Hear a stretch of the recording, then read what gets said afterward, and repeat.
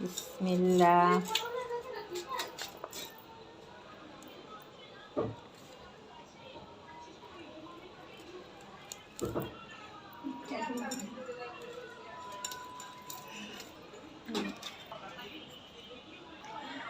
আলহামদুলিল্লাহ, দেখছেন কত বড় 2 পিস ডিম হয়েছে। ডিম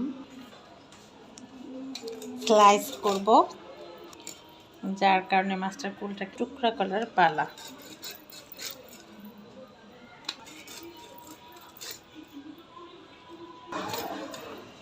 ঠিক আছে না সাইজ?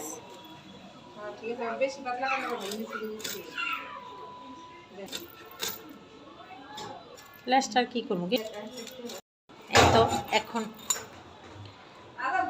একটু ভালো লাগে। আমি পেটের মাছটা খাবো। হচ্ছে মাছের মাথাটা,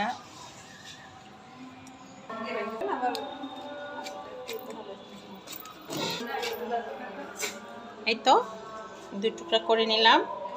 একটা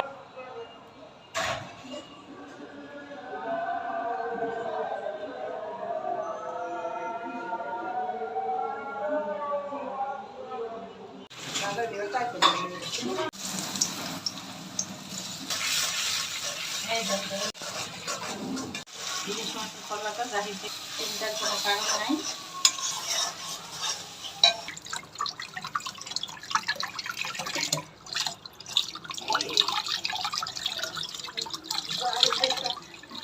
আমরা এখন পরিবেশন করার পালা, কারণ আমরা ছোট করে স্লাইস করেছি। আমাদের ফ্যামিলি সংখ্যা অনেক বড়, তাই আর কি ভাই বড় মাছের ডিম কিনা খাইতে চায়।